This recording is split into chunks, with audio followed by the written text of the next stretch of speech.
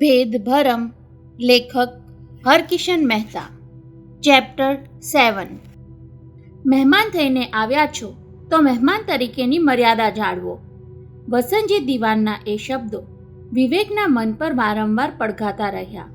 પોતે ખરેખર કોઈ મર્યાદા ઓળંગી હતી? લીઝાએ જમ્બોજેટ વિમાનના પાયલટના પ્રેતનો કિસ્સો સંભળાવ્યો. એમાં વસંતજીએ આટલા બધા અસ્વસ્થ થઈ જવાની જરૂર શું હતી? કે પછી કેટલાક માણસોને એવું અહમ હોય છે કે જે કાંઈ વાર્તાલાપ થાય તેમાં પોતે જ મુખ્ય વક્તા રહેવો જોઈએ અને બીજાએ તેના શ્રોતા બનીને સાંભળતા રહેવું જોઈએ. તેમ વસંતજી દિવાને લીઝાને બોલતી બંધ કરી વાતચીતની લગામ પોતાના હાથમાં રાખવા માટે વારંવાર ટોકતા હતા. કદાચ વસંતજી પોતે પ્રેતની વાર્તા સાંભળતા ડરતા હોય. એમને કોઈક વિચિત્ર અનુભવ થઈ ચૂક્યો હોય. વિચાર કરતા કરતા વિવેક અટકી ગયો. સિટ્રોન કારમાં સુરેખા દેવીના પ્રેતને લિફ્ટ આપવાની વાત ઉચ્ચારી દઈને મેં કાંઈ ખોટું તો નથી કર્યું ને? લીઝા તો પ્રેતના અસ્તિત્વને સ્વીકારતી હોવાથી મારી વાત સાંભળીને ચોંકી હોય, પણ પ્રેતની વાતને હસી કાઢનારા વસંતજી આટલા બધા ભડકી કેમ ગયા? શું એમની કોઈ દુખતી નસ દબાઈ ગઈ? જતા જતા બોલી ગયો કે સુરેખા દીવાનનું પ્રેત મને કાંઈ કહેશે ત્યારે એની જાણ કરવા તમારી પાસે જરૂર આવીશ. એ શબ્દોનો એમના પર શું પ્રત્યાઘાત પડે છે તે જોવા માટે મારે સહેજવાર ત્યાં રોકાવું જોઈતું હતું. પણ પ્રેત કાંઈ કહી શકે ખરું? જમ્બો જેટના મૃત્યુ પામેલા પાયલટે પ્રેત રૂપે શું કહ્યું એ તો લીઝા પાસેથી જાણવાનું રહી જ ગયું. વસંતજી દિવાને દખલ કરીને મજા બગાડી નાખી. ભોજન કરાવીને ભૂખ્યો રાખ્યો. ચા પીને વિવેકે ફોન લગાડ્યો. મનમાં નક્કી કર્યું કે વસંતજી ફોન ઉપાડે તો વાત નથી કરવી, પણ ફોન નોકરે જ ઉચક્યો. કદાચ પેલો જમન હશે. લીઝા બહેન ઘરમાં નથી. ક્યાં ગયા છે? તો કહે કે ખબર નથી. ક્યારે આવશેનો જવાબ આપતા પહેલાં સામેથી નામ પૂછ્યું એટલે વિવેકે ફોન મૂકી દેવો પડ્યો. શું રાત્રે પોતાના ગયા પછી પિતા પુત્રી વચ્ચે ચળબળ થઈ હશે? કદાચ વસંતજીએ સિંહા સાહેબને ફોન કરીને મારી વિરુદ્ધ શિકાયત પણ કરી હોય કે તમે જે વિવેકના વખાણ કરતા હતા એ તો સાવ અવિવેકી નીકળ્યો. તેણે સિંહા સાહેબનો નંબર ગુમાવ્યો ત્યારે ત્યાં પણ નોકર જંગ બહાદુરે જ વાત પતાવી દીધી. બડે સાહબ અને મોહિની મહેમ સાહેબ તો ગઈકાલે શૂટિંગ પર મહાબળેશ્વર ગયા છે. સોમવારે આવી જવાનું કહી ગયા છે. વિવેકનો સંતાપ વધી ગયો, છતાં એક આશ્વાસનમાંથી તેને બળ મળતું રહ્યું. પ્રેતના અસ્તિત્વને અંધશ્રદ્ધા વિનાના સમજદાર માણસો પણ નકારી કાઢતા નથી. લીઝાએ કહેલો કિસ્સો સુરેખા દીવાનના પ્રેતને ઘણી રીતે બંધ બેસતો આવે છે. જે વિમાનને અકસ્માત નડ્યો તેના અમુક પાર્ટ્સ બીજા વિમાનમાં ફિટ કર્યા એટલે પહેલા વિમાનનો પાયલટ પ્રેત રૂપે ત્યાં પ્રકટ થયો. તેમ જે મોટરમાં સુરેખા દેવીને અકસ્માત નડ્યો એ સિટ્રોન સમક્ષ જ સુરેખાનું પ્રેત પ્રકટ થયું. વિમાનના પાયલટને અકસ્માત માટે કાંઈક કહેવાનું હશે, તેમ મોટર અકસ્માતમાં થયેલા પોતાના મૃત્યુ બાબત સુરેખા દેવીનું પ્રેત કાંઈક કહેવા માટે જ પ્રકટ થયું હશે. ક્યાં ખોવાઈ ગયો વિવેક? પ્રસાદની રકાબી ધરીને ઊભેલી માતાએ તેને ચમકાવ્યો. વિચાર ખંખેરીને પ્રસાદની સાથોસાથ માનો પ્રશ્ન પણ એ ગળે ઉતારી ગયો. હમણાં તું ઘરમાં હો છો ત્યારે પણ ઘરમાં નથી હોતો. વિદ્યા બહેને હસીને ટકોર કરી. શેની ચિંતામાં રહે છે આટલો બધો? ચિંતા? વિવેકે શબ્દ શોધવો પડ્યો. બા, મારે વળી ચિંતા શેની? કોની? ચિંતા નહીં તો ચિંતનમાં રહેતો હોઈશ. વિદ્યા બહેન ઓછું બોલતા પણ અર્થસભર શબ્દો ઉચ્ચારતા. મુખ પર સૌમ્યતા અને વાણીમાં સંયમ. સાચું કહું બા, થોડા દિવસ અગાઉ મને એક બહુ વિચિત્ર અનુભવ થયો. વિવેકને હવે છાનું રાખવાનું અજુગતું લાગ્યું. જે રાત્રે હું આપણી ધોળી મોટર પહેલવહેલીવાર ઘેર લઈ આવ્યો ત્યારે રસ્તામાં મને પ્રેતનો પરિચય થયો. વિવેકે માનેલું કે સાંભળીને માં ભડકી જશે. તેને બદલે વિદ્યા બહેન કૌતુકભરી નજરે આગળ સાંભળવા ઉત્સુક દેખાયા.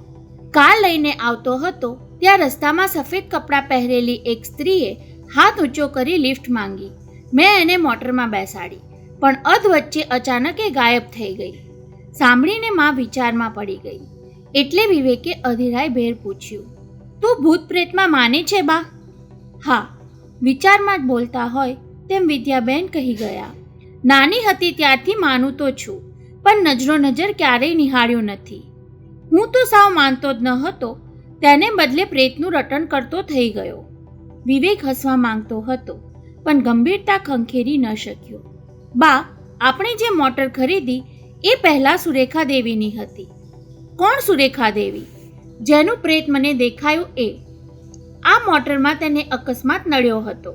રસ્તા પર જ તેનું મૃત્યુ થયું હતું અને જ્યાં તેના પ્રાણ છૂટ્યા એ જ જગ્યાએ મધરાત પછી એનું પ્રેત પસાર થતી કારમાં બેસવા માટે ઊભું હતું. ભયનો એક લસરકો વિદ્યાબહેનની આંખમાં ચમકી અદૃશ્ય થઈ ગયો, પણ બીજી જ ઘડીએ ફરી એ સ્વસ્થ બની ગયા.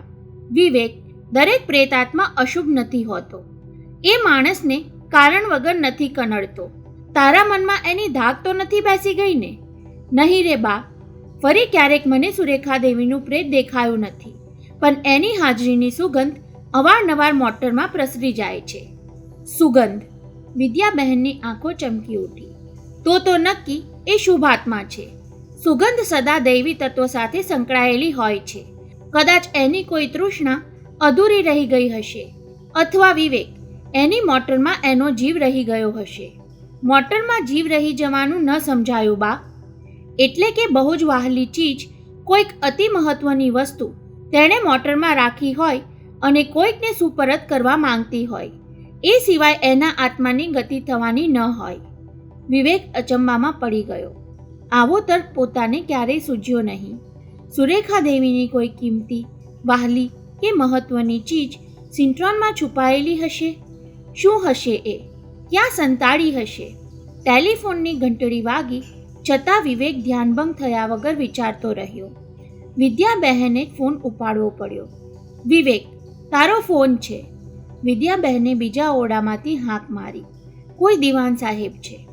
દિવાન સાહેબનું નામ પડતાં જ વિવેક અધીરા પગલે ફોન તરફ દોડી આવ્યો. તો દુર્લભજી દિવાનનો જ હશે. દુર્લભજી દિવાન? વિદ્યાબહેન નામ સાંભળતા જ ચોંક્યા. બા, આપણે હમણાં વાત કરતા હતા તે સુરેખા બહેનના સસરા. બહુ મોટા માણસ છે. ફોન લેતા વિવેકે માના ચહેરા પર પલટાતા હાવભાવ નિહાળીને રિસીવર પર આડો હાથ રાખી પૂછી લીધું, તમે ઓળખો છો એમને બા? જવાબ આપવાની અપેક્ષા રાખી ન હોય તેમ વિદ્યાબહેનનો ક્ષોભ ઉગાડો પડી ગયો. પરાણે કહેતા હોય તેમ બોલવું પડ્યું. નામ સાંભળ્યું હોય એવું યાદ આવે છે, પણ તું એમની સાથે વાત તો કર, કહીને સામેથી સરકી ગયા. બોલો વડીલ. સામેથી દુર્લભજી શેઠનો અવાજ પારખી જતા તેણે કહ્યું, મને યાદ કર્યો કાંઈ? શું ખબર છે વિવેકભાઈ? ખબર? વિવેકના હોઠ પર સ્મિત ફરકી ગયું. સદા ખબરદાર રહેનારને મારે શું ખબર આપવાના હોય? ગઈ રાત્રે હું ચેમ્બુર જમવા ગયો હતો, તેની તો આપને જાણ થઈ જ ગઈ હશે. ભારે સમજદાર છો. એવા લહેકાથી એ બોલ્યા કે દેખાતું ન હોય છતાં વિવેકે ધારી લીધું કે બોલતા બોલતા એમની આંખોના ભવા જરૂર ઊંચા નીચા થયા હશે. પોતે આગળ સંભળાવવા માટે ઊંચો નીચો થવા લાગ્યો. જુવાન, તે તો પહેલી જ મુલાકાતમાં તારો પરચો દેખાડી દીધો. દુશ્મનની છાવણીમાં ખળભળાટ મચાવી દીધો. ખળભળાટ? વિવેકને આંચકો લાગ્યો. શું દુર્લભજી દિવાનની જાસૂસી એટલી બધી સોંસરવી છે કે જમતા જમતા થયેલી બધી જ વાતચીત તેમના સુધી પહોંચી ગઈ? દિવાન સાહેબ, ભૂત પ્રેતની ચર્ચા જ એવી હોય છે કે ખળભળાટ થાય. એટલે? હવે દિવાન સાહેબે આંચકો અનુભવ્યો હોય એવી ધ્રુજારી એમના અવાજમાં વર્તાઈ. વિવેક, તે સુરેખા દેવીના પ્રેતની વાત દુશ્મનને કહી નાખી? એવું દોડડાપણ કરવાની શું જરૂર હતી? વિવેકના કાન પર એમનો ઉશ્કેરાટ અફડાયો, પણ એક વાતની ખાતરી થઈ કે દિવાન સાહેબની જાસૂસી પોતે માનતો હતો એટલી સોસરવી નથી. ભીતરની વાતની એમને હજુ જાણ થઈ લાગતી નથી. સાંભળો વડીલ, હજુ તો અમારી વચ્ચે ભૂત પ્રેતના અસ્તિત્વની ચર્ચા થઈ. તો ઠીક. દિવાનના અવાજમાં ફરી ધરપતનો રણકો સંભળાયો. એને ખબર પડશે કે તારા હાથમાં કોઈ રહસ્ય આવી જવાનું છે તો ભાઈ વિવેક, તારી જિંદગી પણ જોખમમાં આવી પડશે. જોખમ બોખમ તો ઠીક, કહેતો વિવેક અટક્યો. તેને પૂછવાનું યાદ આવ્યું, પણ વડીલ, આપ ખડભડાટ મચી જવાની કંઈક વાત કરતા હતા ને? ખડભડાટ શબ્દ બરાબર યાદ રાખ્યો તે, કહેતા એ મોટેથી હસ્યા. એમનું હાસ્ય લંબાયું ત્યાં સુધી વિવેકે વાટ જોવી પડી. તું કાલ રાતે એને ઘેર જમવા ગયો અને આજે સવારે એની વિલાયતી દીકરી ઘર છોડીને ચાલી નીકળી. કોણ, લીઝા? હા, જે છોકરીને ખાતર તેણે સુરેખા વહુને છોડી દીધી હતી, સુપ્રિયા દીકરીને છોડીને એ જેનો બાપ બનવા ઘરથી ચાલ્યો ગયો હતો, એ જ તેને સદાને માટે છોડીને ચાલી ગઈ. એમના અવાજની ખુશાલી વિવેકને ખટકી. ફરી એમનું અટહાસ્ય ચાલુ થયું ત્યારે રિસીવર મૂકી દેવાનું વિચારતો હતો ત્યાં સામેથી સંભળાયું, ભાઈ વિવેક, બપોરે ઘેર આવી જા તો નિરાતે વાતો કરીએ. 3 વાગ્યે ફાવશે ને? હાજી. વિવેકથી એમ જ હા પડાઈ ગઈ અને સામેથી ફોન મુકાઈ ગયો. થોડી વાર સુધી એ રિસીવર પકડીને ઊભો જ રહ્યો. લીઝા સંસાર છોડીને જવાની છે એ જાણતો હોવા છતાં તેનું આમ અચાનક ચાલ્યા જવાનું તેને અજુગતું લાગ્યું. વસંતજી દિવાન દીકરી વિના એકલા પડી ગયા. તેના પર દુર્લભજીનું આમ ખુશ થવાનું તેને ખટક્યું. એમને મળવા જવાનું માંડી વાળવાનું મન થયું, પણ કંઈક જાણવા માટે ગયા વગર ચાલે તેમ ન હતું. નોકરે બારણું ઉગાડીને આવકારની સાથે જ જાણ કરી, શેઠ અંદરના કમરામાં બેઠા છે, આપ આવો એટલે ત્યાં મોકલવા કહ્યું છે. છતાંય વિવેક દિવાનખંડમાં થોડું રોકાયો. આસપાસના ઉઘાડા ખંડોમાં જોયું, પણ સુપ્રિયા ક્યાંય દેખાઈ નહીં. તેનાથી પૂછ્યા વિના રહેવાયું નહીં. દિવાન સાહેબના પૌત્રી પણ એમની સાથે અંદર જ છે? નહીં જી, બહેન તો થોડી વાર પહેલાં જ ગયા. નોકરે ખુલાસો કર્યો. બપોરે એ સિતાર શીખવા જાય છે. હં, કહેતો વિવેક આગલી મુલાકાતવાળા એર કન્ડિશન રૂમ તરફ આગળ વધ્યો. દુર્લભજી દિવાનની ખંધાઈ મનમાં ખટકી. સુપ્રિયા ઘેર ન હોય એવા સમયે જ એ મને મળવા બોલાવે છે. શું કામ? સુપ્રિયા સાથે મારો સંપર્ક ન વધે એટલા માટે, કે પછી મારી સાથે થતી વાતચીત પૌત્રીથી દાદા છાની રાખવા માંગે છે? ગમે તે હોય, પણ એમની ખંધાઈ સામે મારે થોડી ઠાવકાઈ વાપરવી પડશે. આવો ભાઈ વિવેક. રૂમનો દરવાજો ખોલીને દાખલ થતાની સાથે જ રાહ જોતા બેઠેલા દુર્લભજીએ સ્વાગતની સાથે આરામ ખુરશી સામેની બેઠક ચીંધી. વડીલ, એક વાત સમજાય નહીં. કઈ વાત ભાઈ? સવારે ફોન પર આપ મને તુકારે બોલાવતા હતા અને અત્યારે ફરી પાછા આવો કહીને આવકાર આપ્યો. હં, દોડી મૂછોમાં હસતા એ બોલ્યા. ફોન પર તુકારો થઈ ગયો, થોડી આત્મીયતા આવી ગઈ. તો પછી એ આત્મીયતા હવે ઓછી શું કામ કરી નાખો છો વડીલ? તુકારો ચાલુ રાખો ને, મને સારું લાગે છે. ભલે ભાઈ, કહીને એ લાગણી નીતરતી આંખે તેને જોતા રહ્યા. વિવેકને થયું, સગા દીકરાને કટ્ટર દુશ્મન સમજતા આ વૃદ્ધ હકીકતમાં તો પુત્ર પ્રેમના અભાવથી જ પીડાય છે. પિતાનું વાત્સલ્ય બહાર ઉભરાવા માટે ભીતરમાં વલોવાતું રહે છે. વિવેકથી પણ આપોઆપ જુદું જ સંબોધન વપરાઈ ગયું. દાદાજી, આપ મારા પર વિશ્વાસ મૂકીને જવાબ આપો તો પૂછું. છતાં એ થોડીવાર કાંઈ બોલ્યા નહીં. વિવેક શું પૂછવા માંગતો હતો એ કળી જવા માટે તેને તાકી રહ્યા. એમનું મૌન લાંબુ ચાલ્યું ત્યારે વિવેકની ધીરજ ફૂટી ગઈ. બહુ વિચાર કરવા છતાં એક વાત કેમે કરીને સમજાતી નથી કે રાતના 12 વાગ્યે એરપોર્ટ અથવા બીજે ગમે ત્યાં જવા માટે બાય માણસ એકલા શું કામ નીકળે? તમારા જેવા વડીલ એમને એકલા જવા જ શું કામ દે? સુરેખા વહુ કોઈને પૂછ્યા વગર જ ઘેરથી નીકળી ગયા હતા. દુર્લભજી દિવાને સત્વર જવાબ આપી દીધો એથી વિવેકને નવાઈ લાગી. એમના ગયાની ખબર અમને પડી ત્યારે બહુ મોડું થઈ ગયું હતું. એટલે એ તમારા બધાથી અજાણ છાનામાના ઘરથી નીકળી ગયા હતા? ના, અમારાથી અજાણ છતાં છાનામાના નહીં. દિવાન સાહેબે ઊંડો શ્વાસ લેતા કહ્યું. એ રાતે જોરબંદરના મહારાજાના બંગલામાં રવિશંકરના સિતારવાદનનો જલસો હતો. એક તો જોરબંદરના રાજકુટુંબ સાથે અમારે પેઢીનો જૂનો સંબંધ. મારા દાદાના દાદા એ રાજ્યના દિવાન રહી ચૂક્યા. ઉપરાંત અમારી સુપ્રિયાને સિતારનો જબરો શોખ. બંને કારણસર સંગીતના જલસામાં જવાનું થયું એટલે અમે ત્રણેય ગયેલા. પણ 11 વાગ્યે અને 12ની વચ્ચે સુરેખા વહુએ 2-3 વાર માથું દુખવાની ફરિયાદ કરી તેને પિત્તની તકલીફ રહ્યા કરતી અને પિત્ત ચડે ત્યારે માથું દુખવા આવી જતું. તેમાં ઊંઘ આવી જાય કે ઉલટી થઈ જાય નહીં ત્યાં સુધી રાહત થતી નહીં. એની બેચેની જોઈને મેં ઘેર ઉપડી જવાનો પ્રસ્તાવ મૂક્યો, પણ પોતાને ખાતર સુપ્રિયાને જલસો અધૂરો છોડીને નીકળવું પડે એટલા ખાતરે આનાકાની કરતા રહ્યા. છેવટે મારે જ કહેવું પડ્યું, વહુ એમ કરો, તમે આપણી ગાડીમાં ઘેર જાઓ, ડ્રાઈવર તમને મૂકીને કાર પાછી લઈ આવશે. અમને તો અહીં 2-3 વાગી જશે. સુપ્રિયા સાથે હું અહીંયા જ રહું છું. મારો આ પ્રસ્તાવ એણે વગર આનાકાનીએ સ્વીકારી લીધો. ત્યારે મને શું ખબર પડે કે એના મનમાં કોઈક જુદી જ ઉથલપાથલ થઈ રહી હતી. ઘેર પહોંચીને એણે ડ્રાઈવર સાથે કાર પાછી મોકલી દીધી અને પોતે બીજી જ સિન્ટ્રોન કાર લઈને ઘેરથી રવાના થઈ ગયા. હા, જતા પહેલાં વોચમેનને કહ્યું પણ ખરું, શેઠને કહેજો કે હું એરપોર્ટ પર જાઉં છું, મારી જરાય ચિંતા ન કરે. બોલતા બોલતા એમનો અવાજ રૂંધાયો. ખોખારો ખાઈ લઈને તેમને ગળું ખંખેરવું પડ્યું.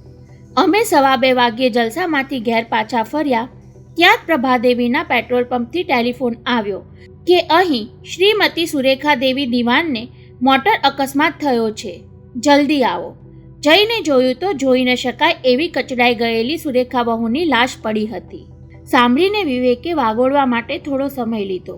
પોતાને જાણવું તો એ હતું કે સુરેખા દેવી મોટરમાં કોઈ બહુ જ કિંમતી ચીજ સાથે લઈ ગયા હતા ખરા, પણ સીધું સીધું એ કેમ પૂછાય? ત્યાં એમણે જ એને ચમકાવ્યો. હું જાણું છું કે આગળ પૂછતા તને સંકોચ થાય છે, પણ ભાઈ અચકાવવાની હવે કોઈ જરૂર નથી. એમના બોલવામાં ખંધાઈ નહીં, સચ્ચાઈનો રણકો હતો. તને મેં કહ્યું હતું ને કે મનમાં જે સ્ફૂર્ણા થાય તેની અવગણના કરતો નહીં. એ વાત મને પોતાને એટલી જ લાગુ પડે છે. સવારે મેં તને ફોન કર્યો ત્યારથી તારી સમક્ષ દિલ ખોલી નાખવાની તાલાવેલી જાગી છે. વિવેકના માનવામાં ન આવ્યું. આ દાદાજી વારે વારે રંગ બદલે છે, સ્વરૂપ બદલે છે, તેમાંય કોઈ ચાલબાજી તો નહીં હોય ને? પણ એવી આશંકાને આગી હડસેલી દઈને વાતચીત આગળ વધારવાની તક તેણે ઝડપી લીધી. વડીલ, ઘડીભર માની લઈએ કે તમે માનો છો તેમ સુરેખા દેવી સીધા સાદા અકસ્માતનો નહીં પણ ખૂનના કાવતરાનો ભોગ બન્યા છે. વિવેક આટલું કહીને અટક્યો ત્યારે દુર્લભજી દાદાની આંખોમાં ખુન્નસનો તિખારો પ્રકટતો દેખાયો. એમનું ખૂન કરવામાં કોઈને કાંઈ લાભ તો થવો જોઈએ ને? સુરેખા દેવીને મારી નાખવામાં વસંતજી દિવાનને શું ફાયદો? ફાયદો? દુર્લભજીના બુજુર્ગ ચહેરા પર કરચલીઓ ઉપસી આવી. શું અને કેટલું કહેવું તેની ગળમથલમાં હોય તેમ થોડું રોકાઈને બોલ્યા.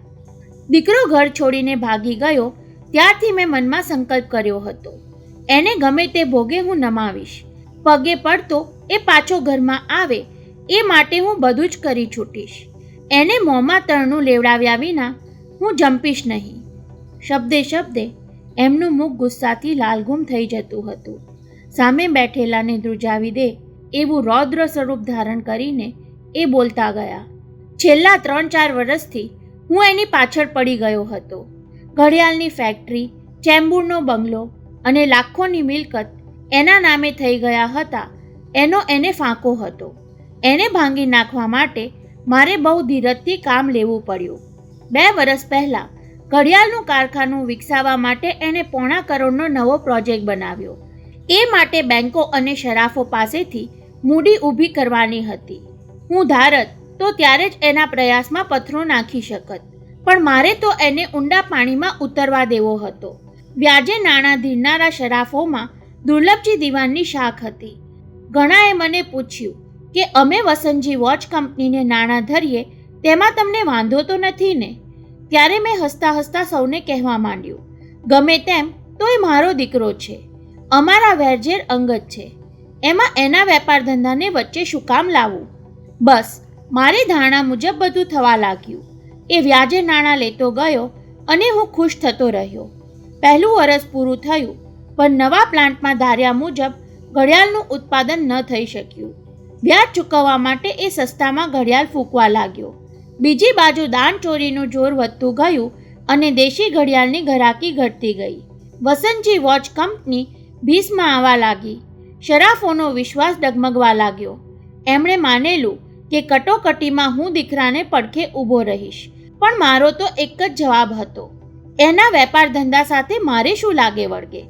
છતાં એ મારી મદદ માંગવા આવે તો હું પડખે ઊભો રહેવા તૈયાર છું, પણ એ નીચો નમવા તૈયાર ન હતો. લેણદારોને એ સંભળાવતો કે હું પાયમાલ થઈ જઈશ તો એ બાપના પગમાં પડવા નહીં જાઉં. દુર્લભજી દિવાન કરતાં એના દીકરાનો વટ સવાયો ન હોય તો એ મારો બાપ નહીં અને હું એનો દીકરો નહીં. એ કરજના ઊંડા પાણીમાં ડૂબકા ખાતો ગયો. આજે ડૂબું કાલે ડૂબું એવી ઘડી આવી પહોંચી, છતાં તેણે મદદ માટે મારા તરફ હાથ ન લંબાવ્યો. હૃદયને પથ્થર બનાવીને હું જોતો રહ્યો. આજે આવશે કાલે આવશે એની રાહમાં ટેલિફોનને તાકીને કલાકો સુધી બેસી રહ્યો, પણ તેના બદલે ખાનગી ખબર આવ્યા કે દીકરો દેશ છોડીને નાસી છૂટવા માંગે છે. ત્યારે સુરેખા વહુએ મારી સામે આવીને ખોળો પાથર્યો. એમને હવે માફ કરી દો. એ અહીંથી ચાલ્યા જશે તો પરદેશમાં કોણ એમનો હાથ પકડશે? દેવજી અમરજી દિવાનના ખાનદાનની 7 પેઢીને બટ્ટો લાગશે. એકવાર ગયા પછી એમની હયાતીની પણ આપણને જાણ નહીં રહે. મારી પ્રિયાનું કન્યાદાન આપતી વખતે મારી પડખે બેસનારું કોઈ નહીં હોય. એના ચોધાર આંસુ પણ મને પીગળાવી શક્યા નહીં. હું જાણતો હતો કે એ એની ચાલબાજી હતી. બૈરીને પીગળાવી દેવા ખાતર તેણે પરદેશ ચાલ્યા જવાની વાત અમારા ઘર સુધી પહોંચાડી હતી. સુરેખા વહુની કોઈ વાત હું ટાળતો નથી એની એને જાણ હતી. એટલા ખાતર હું સામે ચાલીને મદદ કરવા જઈશ એમ એ માનતો હતો. એની આ ચાલબાજીમાં હું તો ફસાયો નહીં, પણ સુરેખા વહુ ભરમાઈ ગઈ. ઘર છોડીને ગયેલા ધણીને દેશ છોડી જતો રોકવા માટે એ મારાથી છાની એરપોર્ટ જવા નીકળી અને રસ્તામાં જ ખતમ થઈ ગઈ. એને ક્યાં ખબર હતી કે એનો ધણી દેશ છોડી જવા નહીં પણ તેની વિલાયતી દીકરીને લેવા માટે એરપોર્ટ પર ગયો હતો. વહુને એરપોર્ટ સુધી આવવા લલચાવીને રસ્તામાં જ એનું કાટલું કાઢી નાખવાનું કાવતરું ઘડાયું હતું. એની એ બિચારીને ક્યાં જાણ હોય? જોશભેર બોલવાથી હાંફી ગયેલા દિવાનજી સાહેબ અટક્યા. વિવેકે આગળ સાંભળવા ઘણીવાર સુધી રાહ જોઈ, પણ એ ભૂતકાળમાં ડૂબકી મારી ગયા હોય વિવેકની હાજરી ભૂલી ગયા. ત્યારે એણે પૂછવું પડ્યું, વડીલ, આપના કથનમાંથી વસંતજી દિવાનની આર્થિક ભીંસ સમજમાં આવી. તેના વશમાં સંજોગો સમજાયા, પણ ખૂન કરવાનું કારણ કારણ કારણ કારણ જુસ્સાભેર કહેતાએ બરાડી ઉઠ્યા. સુરેખા વહુ શું એના આંસુથી ધણીને રાજી કરી શકવાની હતી? માત્ર પગે પડવાથી એ તેને દેશ છોડી જતો રોકી શકવાની હતી? ના રે ના. ધણીને જરૂર હતી નાણાંની, કરજ ચૂકવવા માટેની મૂડીની, અને સુરેખા વહુ પોતાનું સર્વસ્વ આપીને તેને રોકવા ગઈ હતી. મોટરમાં લાખો રૂપિયાના હીરા સાથે લઈને ગઈ હતી. હીરા? વિવેકને મખમલની ગાદીવાળી ખુરશી ખૂંચી હોય તેમ અડધો ઊભો થઈ ગયો.